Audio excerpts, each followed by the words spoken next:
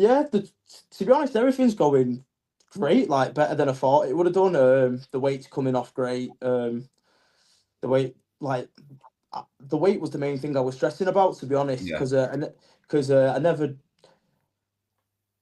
really done a proper diet and stick to it and had like a goal for my weight, so to speak. So this is kind of like my first time doing it, and the weight's come off like s- so easy, and it was so much easier than what I thought it was. And plus, I've been taking a footload of creatine, so that's been helping to keep my strength up too. So I've not been feeling weak. The training's going really well.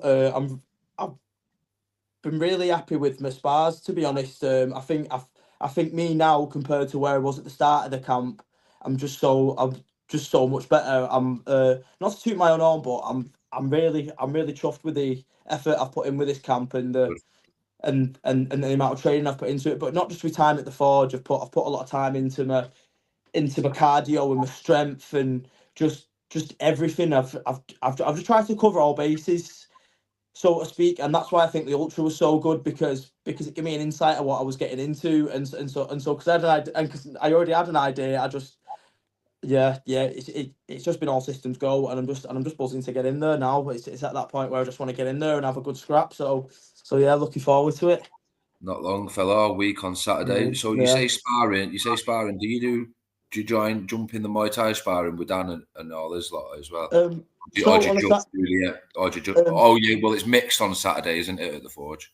yeah. So we do we do some rounds with the Muay Thai lot kind of mixed in, but you know it's just kind of anybody who's available. So we do 5 rounds, just stand up, and then we jump into the rounds which are full mixed rules. Interesting. Nice one. Well, like I said, it's only a week on Saturday. I'm excited for you, mate. And for anybody that is watching and has either done white collar MMA or trains a bit and wants to compete but is a bit skeptical, why? Give them 1 or 2 reasons why they should, Alex. Why we should Mhm. just go for it. If you sat and you're thinking, oh, why? You just tell them, give them that extra little push. Yeah.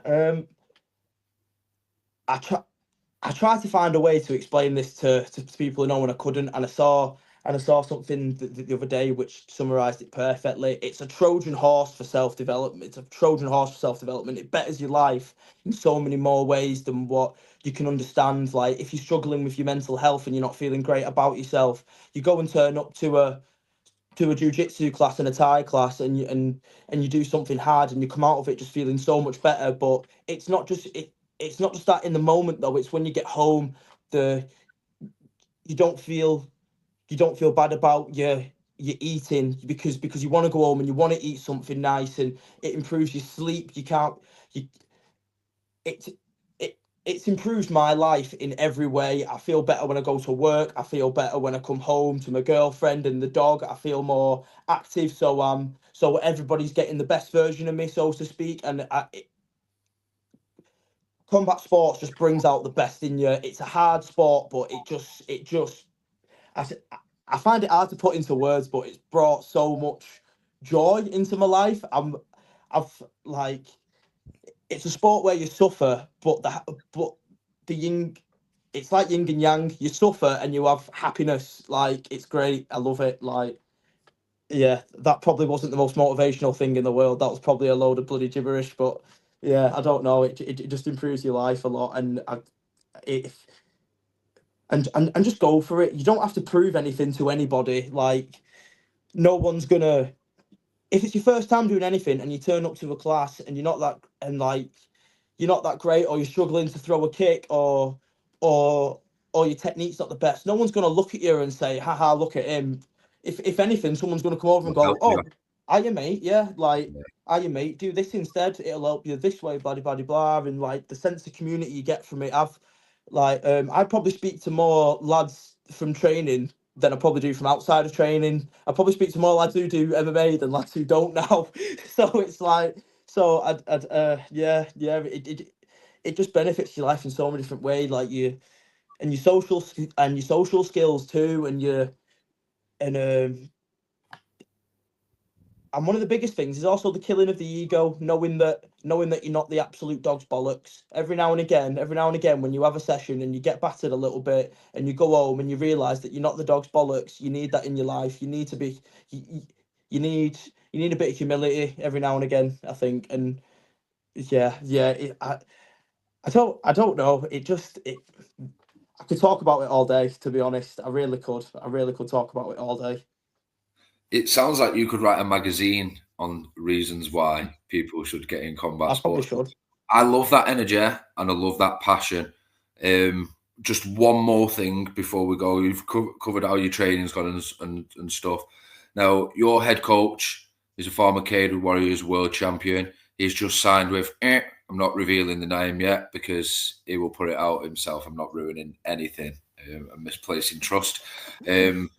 But just give us a little insight to what it's like training with Matt, because he's got a lot of knowledge. He's been around the game for a long time. And what's the main thing that you've picked up since you've been at the Forge? If there is one thing that sticks out in particular.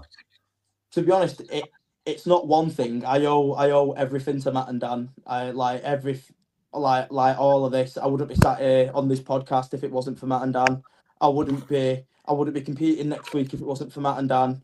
I wouldn't have this self-confidence if it wasn't for Matt and Dan. I wouldn't have the skills what I do if it wasn't for Matt and Dan. I owe absolutely everything to them. And but I've just picked up some. In what kind of sense? In kind of martial arts wise, or just in general? Well, let's bundle them all together. So let's just say life. One thing that stood out for you. It could be more than one. Or I'll tell you what, you can have a think about that, and you can answer that next week if you like. Yeah. I just want to say, like, if it wasn't for Matt and Dan and the Forge, like, I don't know where I'd be right now. I don't know where. Like, it's given me a sense of purpose, a sense of direction. It's given me something to work for. It's made me feel proud of myself. And I'm grateful for